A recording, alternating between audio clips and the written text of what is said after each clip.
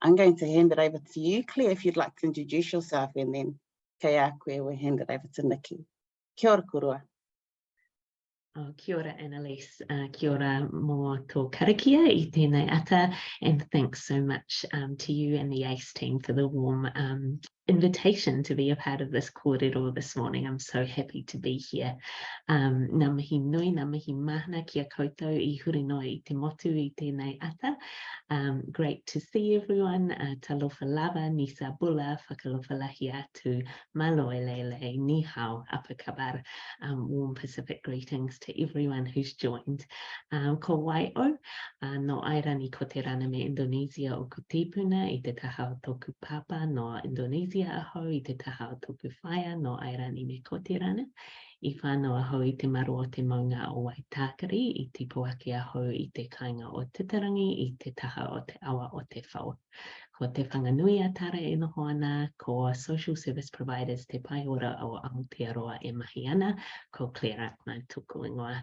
I'm Claire, I'm the Chief Executive of Social Service Providers te pai ora o Aotearoa. I'm a proud daughter of the Waitakere Rangers, grew up in beautiful Titarangi and was schooled up in Avondale. Still have a lot of my whānau and friends up there, so that's where my heart is, but now I'm based here in beautiful Te Whanganui-a-Tara. As Analiese said, I'm very happy with my team to be part of the ACE Aotearoa Whare in Thorndon here in Te Whanganui-a-Tara, and also alongside Nikki and other amazing leaders and teams in our not-for-profit space. Kia ora koutou, looking forward to the conversation, and I'll pass the rākau to Nikki. Kia ora. Thank you so much, Analiese, for that wonderful karakia and opening us up this morning, and always in awe of your beautiful introductions, Claire. I don't know that I can compete with that, but koe au, ko ahumairangi, te maunga, te runei taku ngākau, ko manu kanaka, te awa, te moana, ia mehia nei aku mā harahara, no Clark Speech aho e mihi ana ki ngā tohu o nihi o Whanganui-a-Tara e noho nei au. Ko Nikki taku ingoa. I'm the Kaiwhakahaere for New Zealand Council of Christian Social Services. It's a privilege to be living and based in Whanganui-a-Tara, Wellington, on the side of Ahumairangi, which is our monga overlooking the beautiful harbour.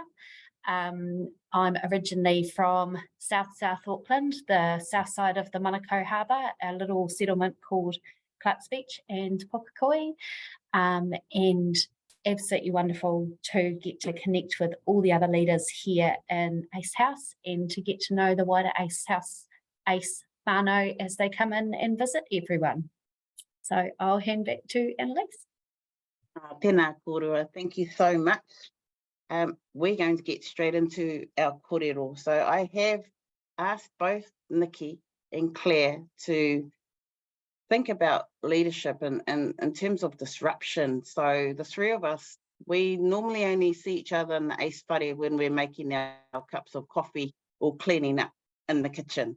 And it becomes a moment, I think, for us as kaiako and as leaders, as cleaners in the house, where we often start to have some in-depth conversations about just how challenging life has been, operating under a pandemic, within a pandemic, coming out of it, and then weather disruption, and what that has actually meant for our jobs. So specifically, I have asked that we consider this kōrero around how do we stay visionary as leaders when the world is so unpredictable and things change. And often they're things that we don't get taught when we become leaders. That wasn't covered in our training module. And so this is what we wanted to provide in this kōrero, certainly for everyone to get some insights. And I have asked that it's a real, raw kōrero, and that we share all aspects of what those challenges might be. So my first question for both Nikki and Claire, and you can decide who goes first, is what have been your influences around leadership? Now we're going to be polite and just like eyeball each other and wait for someone to answer. I'll go first so she doesn't pick my answer. For me, it's always he tangata. When I think about leadership, I think about the people who have influenced me as a person or who have led me through spaces, but most of all, people who've been generous with their time and their wisdom. And I think I could rattle off a massive list of names of people who are important to me and who have shaped me or influenced me as a leader. But what I think I came down to when I was thinking about this over the last week was that need to have somebody in your life who challenges you and who's relentlessly honest with you, and who tells you the hard things, calls you on your stuff, but also pushes you along and she leads you through. And then at the same time, you need someone slightly ahead of you who you can look up to, and who you can learn through observing. And then you need those leaders to wrap around you who are in the same place as you to do stuff together. And I'm really blessed and privileged that as I talked about those different people, that a massive range of faces flashed through my brain, and that all of those faces have different perspectives, that they're not all the same person or coming from the same kaupapa. Just for me, in terms of my influences, I really agree with what Nikki just shared around the importance of having people in your life who know you so well that it is safe for them to call you out on your stuff, as Nikki very well put it, and to challenge you, and also to pull you up and say, hey, as they do to me from time to time, hey Claire, do you think you're taking on a bit too much? Or, have you thought about maybe just taking a step back from that? That's something that for me, I need that influence in my life. For me, that does very much come from my family, my friends.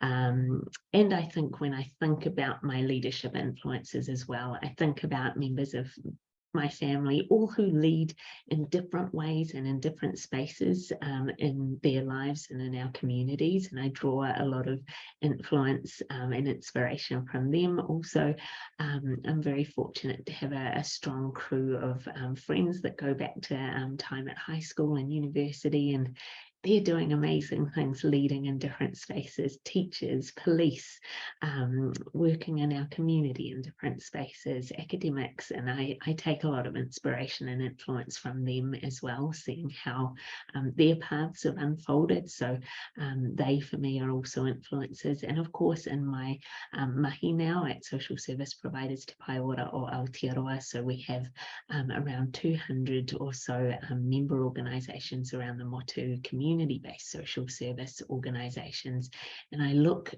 to them for inspiration and influence as well, both in terms of leaders in those organisations, CEOs, executive directors, but also the kaimahi who are out there doing the mahi every day, walking alongside children, rangatahi and whānau. I take a lot of leadership inspiration and influence from them, and as well from our tikanga Māori Indigenous knowledge, Mātauranga Māori here in Aotearoa, New Zealand, kaupapa Māori principles of whanaunatanga, kaitiakitanga, manakitanga.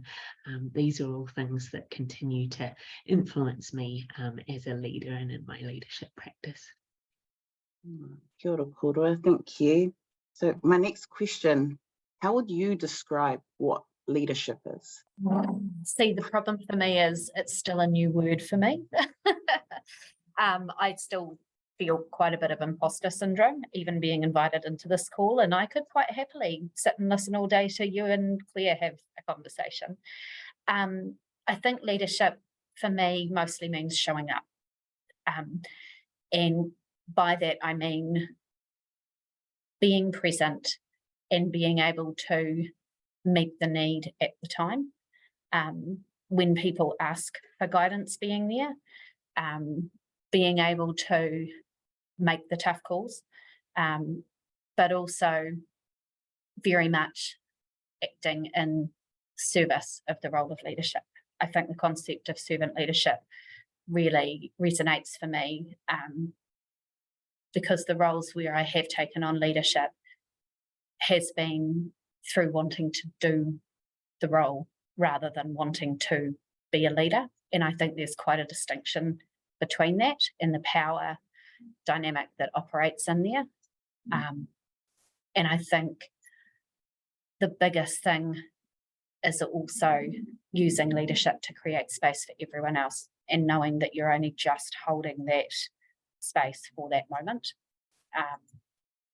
while honouring those who came before you, who made it possible for you to be in that moment, whether that's family or whānau or the organisation or the people who feed into it, but very much with that eye on who comes next, and that it's just a space and a time that you're in, rather than something you'll inhabit forever. Kia hone, I think for me, leadership is really about, I like to think about leadership as something that we can all do. So for me, it's not just about a particular job title, a particular role. Leadership is something that we can all be building into our lives and taking on when moments present themselves, or if we feel we're able to step into those spaces. And similar to Nikki, there's a lot there that resonates for me. Leadership is, in my mind, about making a positive difference in our world. It's about bringing our skills, our experience, our knowledge to the table, and taking that into spaces where we think we can make a difference, where we can hopefully shape this world for the better.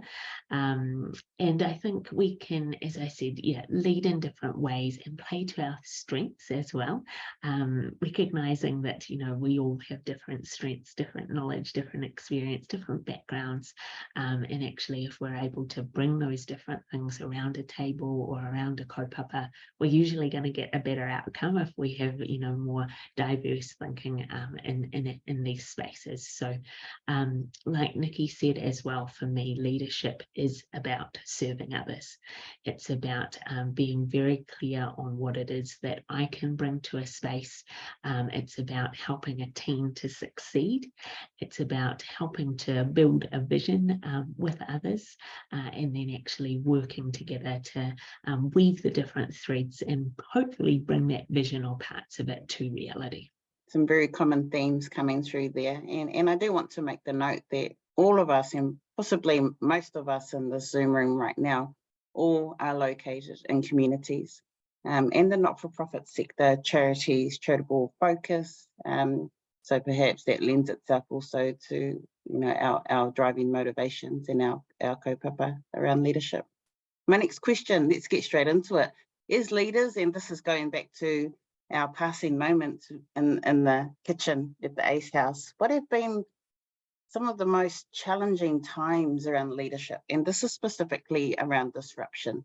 I'm happy to kick into this one first, if you like. I think, well, first of all, I guess I think about some of the unexpected challenges that we've all had to live through, obviously, and I'm sure, Nikki, you'll have some whakaaro to share around this too, so I'm just going to touch on it briefly. But obviously, I think the pandemic has been the thing that has really turned a lot of our lives upside down, turned the world upside down these past few years. And I think back to those early days, when we were starting to hear murmurings of this thing called COVID, or I don't even remember if it had a name back then. We all had to learn a new language quite quickly and understand, what these different terms meant. And I think back to a role that I had at that time, and I was asked in the organisation I was working in to take on leadership of our organisation's, I guess, working group around our response to COVID, both within the organisation and with the rangatahi and whānau who we work with. And that was a time in my career to date where I felt, it was right at that leading edge of, pressure and challenge. I was having to grapple with a whole lot of new information and understanding what was happening, a lot of ambiguity as well, and also trying to keep a real central focus on taking care of our people in the organisation and those who we serve. So for me, that kind of just exemplifies, I guess, that unexpected things come up, and we are, as leaders, expected to really adapt quickly, perform under pressure, and I guess when I say perform, I'm thinking about, you know, actually come through with the goods, create those spaces for people to do what they need to do in those times, and also to bring a sense of direction too, so that people know, okay, here's the plan, even if, you know, everything around us is crazy right now and ambiguous, but here are the things that we're focusing on, and being really clear on why we're focusing on doing those. And I think about that experience, and it taught me a lot about needing to be nimble and needing to be open to changing the plan.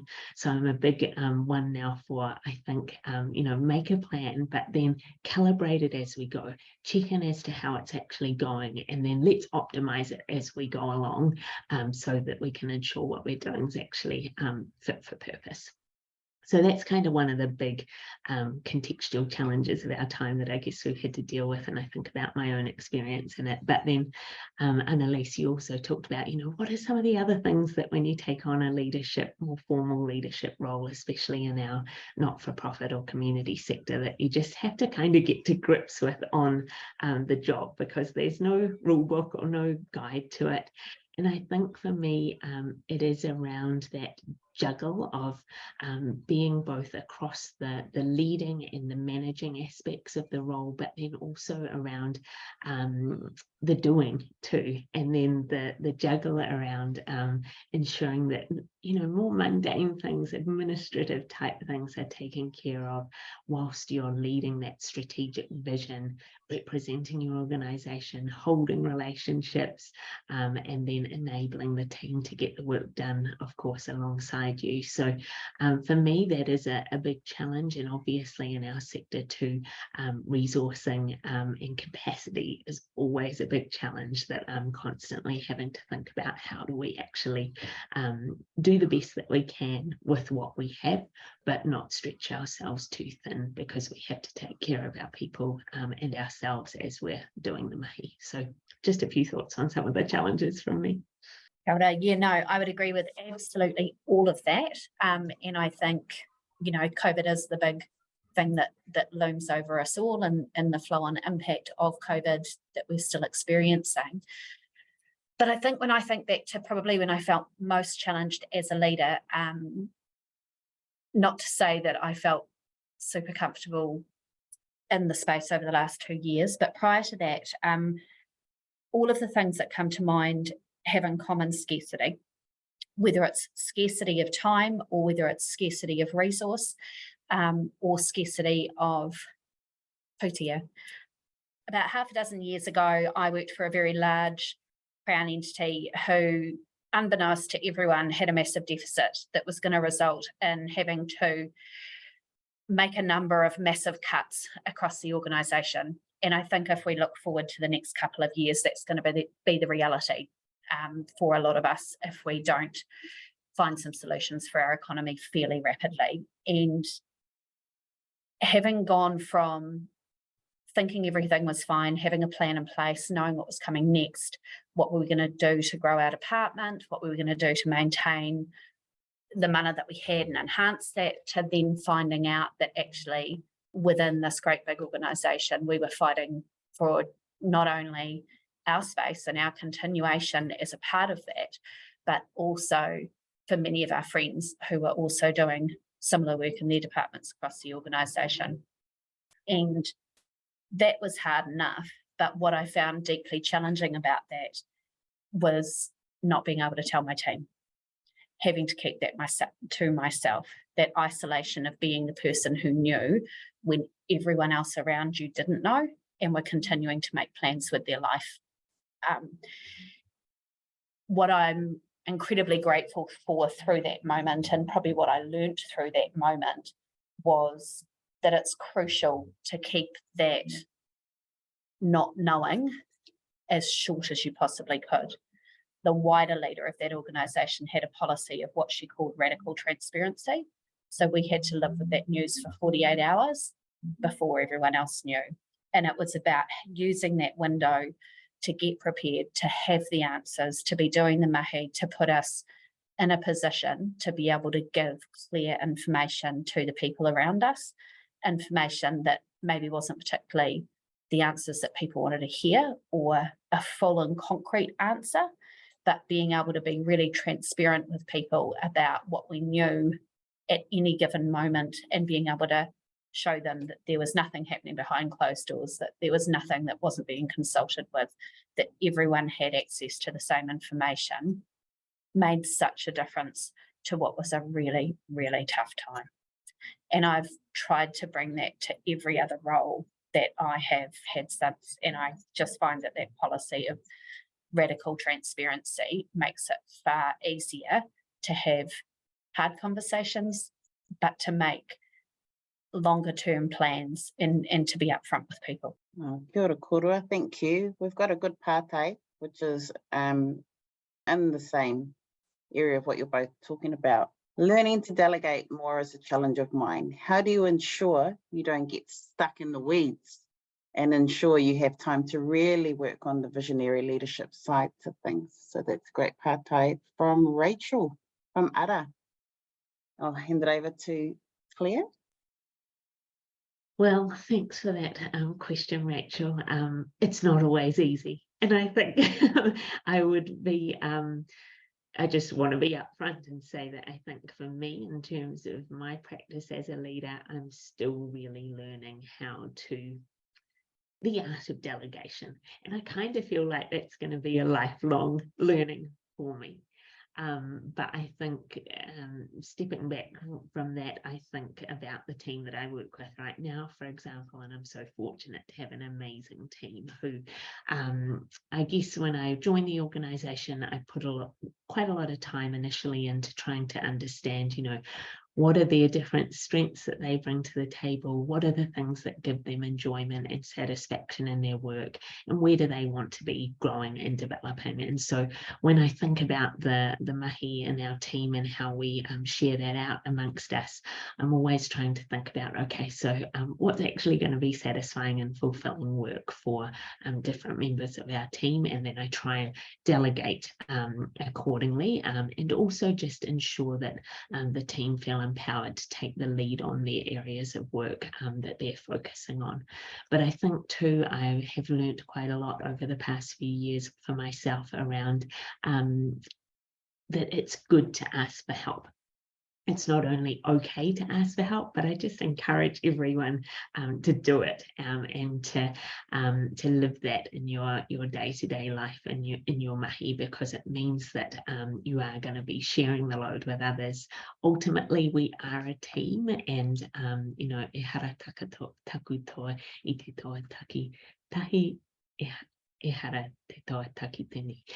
You know, strength comes from the collective, and I think that's really important to remember when it comes to delegation.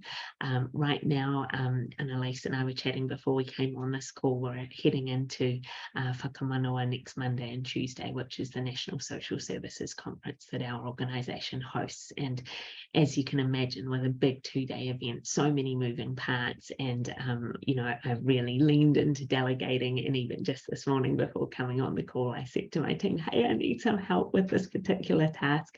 Can you take it? And just, you know, backing your team and saying, I really trust you to take this one forward. Can you help me out? I think is always a good way to go. I don't know that I have much to add to what Claire said, because I was listening, hoping to pick up some gems myself. Delegation is probably the thing that I'm worst at. I'm a horrendous workaholic, and my team will probably tell you that I will tend to do stuff so that I don't bother them. I think it's an absolute work on for so many of us, and it's finding that balance between I can do it, but should I do it? And is that the best use of my time? I love that I have a team that I can absolutely trust, and I think having a really clear strategic work plan, as boring as it is, makes it easy to know what people are up to. And where you do have things that you can pass out, or that you can support them to do through delegation, then that's fantastic. The other thing that I think we have behind that in our team is I like to spend a lot of time finding out from people what they want to be doing with their time, letting them lead their own portfolio, their own work, and being really conscious when things come up of being able to say to them, great, here you go, have this. But also being really, really careful not to overload them, which is where the delegation thing becomes a problem, because it means that I wind up doing things like booking flights while they get to do fun things like going and having meetings with amazing members across the country. Yeah, so any tips on delegation? I would love to hear from other people. Kia ora, Korowai. I think delegation is one I had to learn the hard way.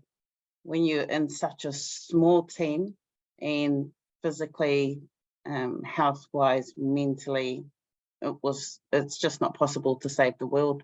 And that was a teachable moment from me. And it was actually my team who taught me about leadership in that moment, when you almost want to slap me and say, just stop, that's not your job, go over there and I'll take care of it, which is the language that I understand. So I really appreciate my team for teaching me about delegation. And I see a lot of comments that are coming up in here about trusting your team.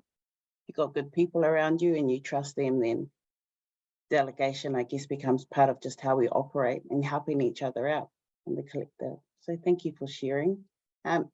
Moving to opportunities, this question about opportunities. So what's your perspective on, I think each of us, and probably many of us in here, we've stepped into the shoes of legacy leaders who have been in our positions, possibly for a long time, and then you get in there. So what opportunities do you think are there? We're thinking about the next leader coming next to us, behind us, or in front of us.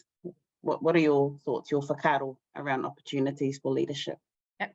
I think for me, when I took on this role, one of the things that was really important to me was that the role was visible and not me, and that should I be marching around somewhere, people don't go, there's Nikki from NZCCSS, they go, there's NZCCSS and the kaupapa that they carry, and having that central to everything that we do has been a really helpful steer, and I think created a lot of opportunities that it wouldn't have had I not tried to come to the role with that perspective. For me, the most exciting opportunity that we have is in our teams. I'm really grateful that I have a wonderful team who are constantly inspiring me as a leader, but also as a person. And so I just see my role as facilitating them, being able to create opportunities for them, and making the things that are important to them possible, but also being really conscious that this is just a space I hold for a really short time. And what do my team need to be able to hold this space after me, if that's what they want. In a wider sense, I think the huge opportunity we have when we come together in a collaborative way across our sector is the biggest opportunity, and it's something that we're all going, in my opinion, with the coming period of time we're about to go through, that connection with each other and that collaboration with each other is going to become even more crucial. We're always going to have people who we more naturally gel with, or organisations that our organisation more naturally fits. But I think there's a real opportunity in looking for things that we hadn't considered previously, or connections or collaborations that are unusual or unlikely, even, because we can always learn things from people from different backgrounds to ourselves, including from different kaupapa to ourselves. One of the things that I keep coming back to in a lot of conversations is the power of evaluation for our sector, and how we can learn from our academics and our researchers across the motu, but also what can we learn from people with completely different perspectives to us, who might be operating in a finance world or in that sort of more business focused organisational world, in order to strengthen what we do, but also to strengthen what they do. And I think we would be surprised at the similarities that exist and the potentials inherent in that space too. I think this is a really interesting pātai, Analiese, and enjoyed hearing your whakaaro on it, Nikki. I think I start from a perspective of, leaders in organisations come and go. It's rare that, and in this day and age, I guess the context that we operate in, it's quite rare, becoming rarer, that people hold on to leadership roles for, 10, 20 years. And so I think it kind of goes back to the earlier part of our kōrero where we were talking about change. And so I think being comfortable that, leaders do change, and actually I think refreshing leadership is ultimately good for organisations and for kaupapa, because it means that fresh thinking comes in. You can, after a while, once you've been in an organisation for a while, start to not get a bit stale, but I think you have to really be mindful and purposeful about ensuring that you've got fresh thinking coming in to ensure that you are bringing those different perspectives to the role. So I guess that's where I start. But also I think about, the role that we can play as leaders to create space for others, and to really understand. So for example, if you've got a team of people that you're leading or working with, I believe it's your responsibility as part of your leadership role to really understand what are the things that drive your people, that motivate them, that get them excited, that they find rewarding, and what are their aspirations for their mahi, for their lives, and then what can you do in your leadership role to actually tautoko those things and hopefully help some of them become a reality for your team in their lives, because I think that's a very empowering and enabling role that we can play as leaders. And then I think too about my predecessor, for example, who I took over from at SSPA, who I just reflect on as another female leader. She has been incredibly supportive towards me as I stepped into this role. She ensured an awesome handover for me and said, here's how I've been doing it, but now it's ultimately yours, and I'm not going to get in your way to take this organisation in the direction that you and the team and the board feel it needs to go in, and that the membership wants it to go in. But of course, for me, I come from a perspective of I'm going to build on those great foundations and the legacy and the mahi that's been done before, but of course bring my own flavour to it as well. And so I think for me that's been a very positive example of how a changing of the guard, if you like, can work really well and be very empowering. And she's someone who, I don't hesitate to call on as a sounding board from time to time, and I really value her input. And then the last thing I want to mention, just in response to this pātai, Analiese, is just around intergenerational change. I do look across our sector and the different sectors that I work in across children's sector, social service sector, social sector more widely, and I see a new generation of leaders coming into different leadership positions, and I think there's a lot of wisdom that we can draw on from some of our leaders who are moving into retirement or onto other opportunities. But I think as well we're on that precipice of a really exciting time here in Aotearoa, New Zealand and the world, when I think about some of the younger leaders, the rangatahi leaders coming through, and also I think about the kinds of spaces that we're not afraid to push into. We very much see the intersectionality between things like our climate crisis, social justice, and our different crises that we have across poverty, housing, mental health here in Aotearoa, New Zealand. And we know as leaders in these spaces that we have to dismantle systems and structures. We have to really be part of the work of decolonisation, of addressing things like structural racism, because these are the things that are going to help to enable hopefully a better country and a better world for all of us. So I think there's a lot of opportunity. Kia ora kōrua, thank you. I'm really enjoying the comments that have been put in the chat function, especially around delegation, empowering others. and trusting your team and acknowledging that it takes time and allowing ourselves time. But Claire, you mentioned something which is a good segue into another partai that was posted by Linda Coley. Radical transparency, very cool concept. Linda says, I have experienced many iwi leaders that express that racism is currently the biggest issue facing visionary leadership for them. Are any of you able to give examples of radical transparency in navigating this? Great partai from Linda, and I think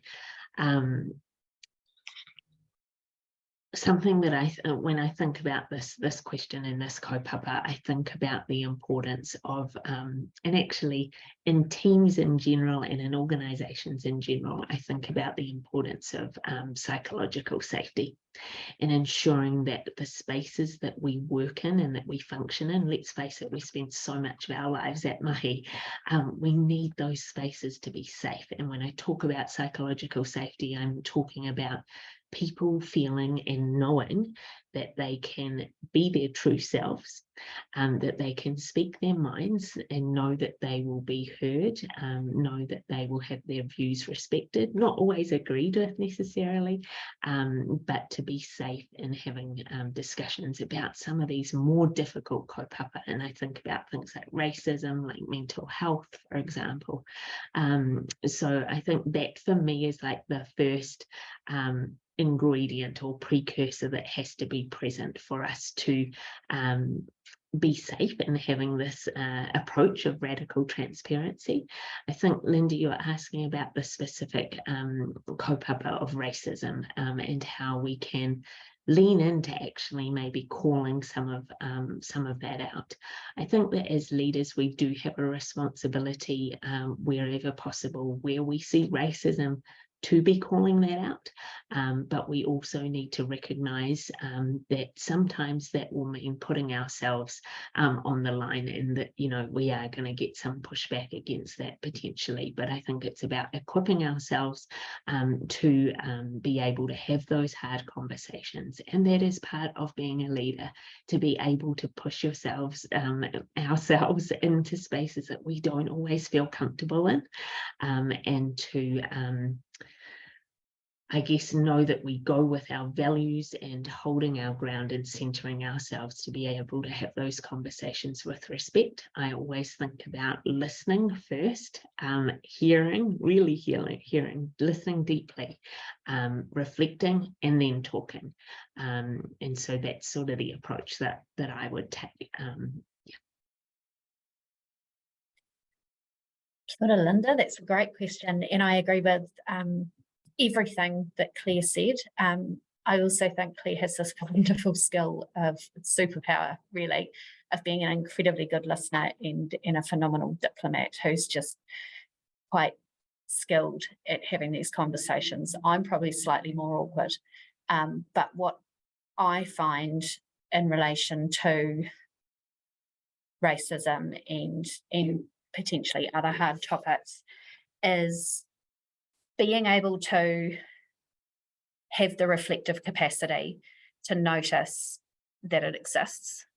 I think where we see overt racism or sexism or discrimination against people with different sexualities or genders or other minority groups, it's really obvious when that occurs in an overt way, and it's something that most of us are these days well equipped to be able to acknowledge and support change.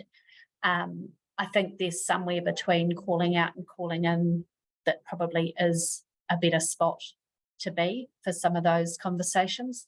But what I think is deeply challenging and is the current issue that we really need to address is that systemic and structural racism and what that looks like. And so for our organisation, what that looks like is committing deeply to enacting Te Tiriti and going right back to the start for us as an organisation around, you know, we say that this is one of our core values is honouring Te Tiriti, but what's our understanding of Te Tiriti?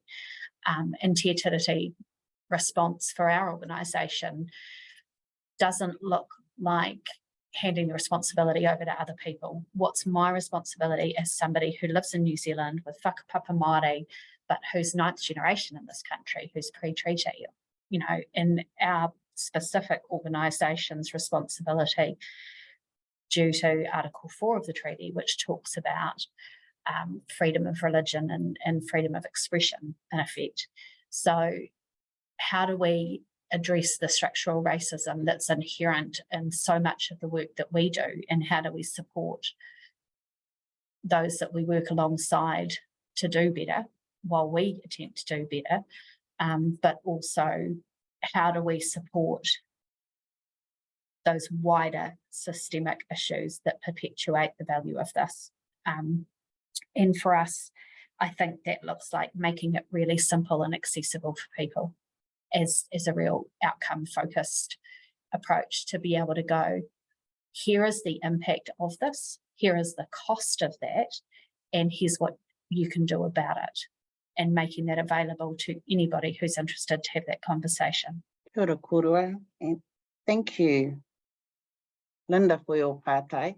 I'm going to add a little bit in here, and obviously, because some of you may know publicly that we are dealing with the racism, discrimination, kaupapa that has happened to our ACE whānau, and I won't go into the details, but part of me being able to share this in a leadership role is about calling it out and acting on behalf of others. So I really acknowledge what Claire and Nikki have shared, and for many of our Māori and Pacific whānau I'm referring to, who deal with racism and being treated differently on a very daily basis. So as a leader, from my experience, and I don't separate my personal and professional, they're interconnected, they're parts of me, and taking on the mamae of others, including myself, when these experiences happen, how do we put trauma and hurt into the context of what are the practicalities of a leader, and how we deal with these issues. So that's probably a whole other kōrero that we can come back and revisit, because it's good that we are talking about these things. They're more visible, I think, about dealing with racism and discrimination, being treated differently, but certainly it's important, I think, around the practicalities of leaders. How do we deal with it, especially when we're acting on behalf of others? And we want to be our authentic and true selves as well. So good pātai, and Linda, I hope that's shed some insight for you from Nikki and Claire. Again, it might be something that we come back to if there is interest, if people want to talk more about that. All right, team, we're doing well. Succession planning. Have either of you thought about succession planning? I had the hilarious experience last year of sitting with my team as we did a workshop around, we used the Clifton Strengths Finder as a tool in our organisation, and we just find it's a really lovely way to hear some wonderful things about ourselves, but also how we can relate to each other and enhance those superpowers that we all have. And basically every single one of my staff said, I have no interest in being you when I grow up. Which just blew my mind, because I think everyone wants to be the leader of an amazing organisation like ours. So it was a really good reminder that while I might have thought that within my organisation people would want to take on the role, that there's that wider building up of the community to consider when it comes to succession planning, and that continuing to make those offers to the team to allow them to lead within the organisation that already exists looks like succession planning for us at the moment. The other thing that I would say we're actively trying to do for us as an organisation is bringing up those different voices and being able to have people in our conversations who are going to shift and change us into the future, so that we may not look like, or we may not know what we look like in the next 5 to 10 years, including doing things like reaching out to youth advocates or to people who come from wider spaces across the country. But the last thing I would say is that for us, one thing that's been really, really successful on the back of the learning that we've had out of COVID is to look more widely across the motu. We don't all need to be based in the same physical tari. We now have an online tari, and that looks like having people from Taranaki through to the Waikato, right down to Central Otago, and being able to explore the possibilities that are inherent in seeing Aotearoa as a whole, rather than simply what we have going on in our little bit of land over that beautiful harbour. From my perspective, I think succession planning is something that it's one of those things that we know that we need to have our eye on, but we don't always have our eye on it as much as we should.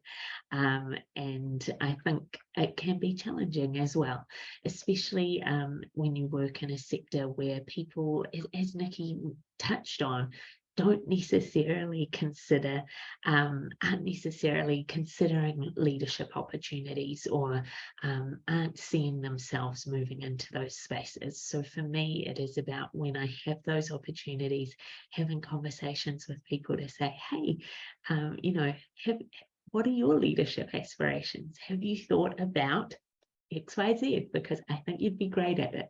And sometimes it is just that what I found anyway is it is just that sometimes people just need that prompt or a little nudge to actually open up their thinking a bit and go, oh, okay, now that you've mentioned it, maybe I would be up for that. And so I think that as leaders, it's really important that we actually keep having those conversations, keep prompting people and enabling people to see the opportunities that are there, and also to help them to understand what the content of leadership is, you know. So I'm always happy to chat with people about the realities of what it's actually like to be a leader in our community services and in our social sector, and just to be very real about that. And I'm always quite clear, you know, there's some incredible rewarding and fun aspects to my work. There's also some challenges, and no day is the same, but it's always interesting. Yeah. Oh, kia ora koroa. Well, we're almost nearing. Oh, we've got. Sorry, Dawn's reminding me that we've got a couple of questions posed to the speakers. Dawn, can you take yourself off mute if that's possible? Sure, kia ora. Thank you, Analiese. The two questions I had were, and thank you very much for giving me this opportunity to ask the questions as well, are there any ways that women from the not-for-profit sector can be sponsored to attend things like the Women in Leadership Conference, which is coming up on the 25th of May. It's over $1,000 to attend something like that. And I'm just wondering, do you know of any mechanisms that are happening in the sector that actually promote and enable women who can't afford to go because they work in the NFP sector, but to actually go? And that's the second question I had was, I did an interview recently about myself, and I'm really hesitant to do that because, you know, I always want to promote the organisation and obviously promote the members that I serve. So to give a personal interview about my career was, you know, it was a really hard deal, and it's taken me 2 years to finally do one and agree to one. I've put that on the link. It's called Doing What You Love. So if you do want to read it, it's there. But I'm really interested to also hear your comments around that. How have you navigated that? But we probably don't have time now, so I'm really happy just to follow this up later as well.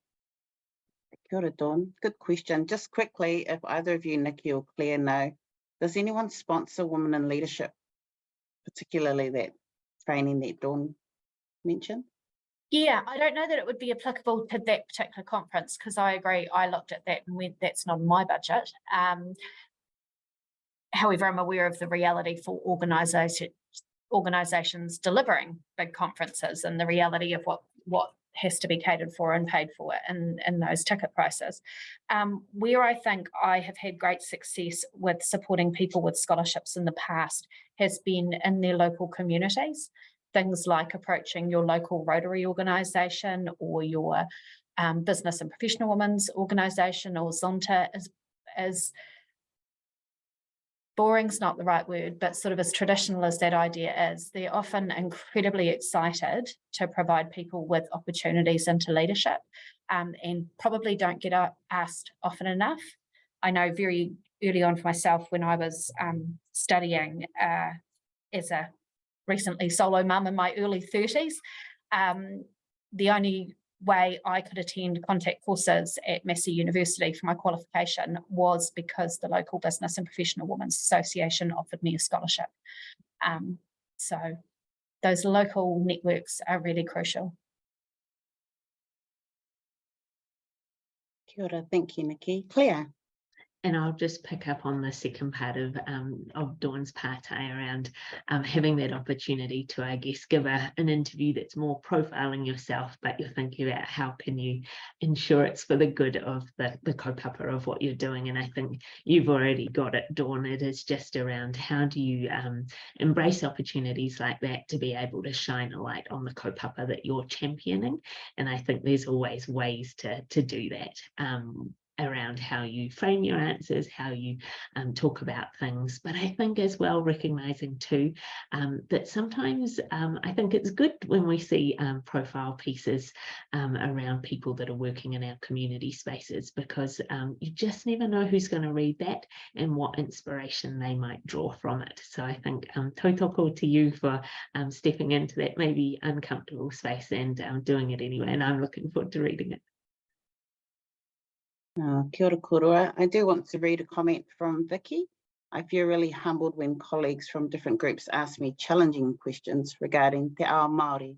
Not only is it a learning experience for me, but I feel emotional that those people have felt that they could share their difficult questions without fear, and I have great respect for them. I always hope that this is shown in the research that I do for them and the manner in which you respond. So thank you, Vicky. There's a lot about fearless leadership, wahine in leadership, and I think being able to use this short time to provide some insights. What have really appreciated the robust questions that we've received and the comments. I know that there is a lot of wisdom in this room, and I wish that we could keep going. And I want to acknowledge Nikki and Claire. Thank you so much for taking time to move our kōrero from the kitchen into a Zoom room, because we thought we can't be the only ones who are dealing with these challenges and exciting challenges around leadership. And again, want to acknowledge everyone who has joined us today for this kōrero. Kia ora anō, korua, kia ora koutou. Thank you for joining us. I'm loving all of the chat. I really wish we had more time. But as leaders, our time isn't always the liberty of being able to spend more of it with you and doing the things that we really enjoy. So if I can ask, is there anyone who would like to take the lead and close our hui with a karakia? I'd be happy to, if you'd like me to, Analiese. Tēnā koe, Claire. Right. Well, kia ora tātou e hoa ma, ngā mihi nui, ngā mihi mahana kia koutou. Me karakia tātou. Kia whakairea te tapu, kia wātea ai te ara, kia tūroki whakataha ai, kia tūroki whakataha ai. Haumie, hui, tae kia.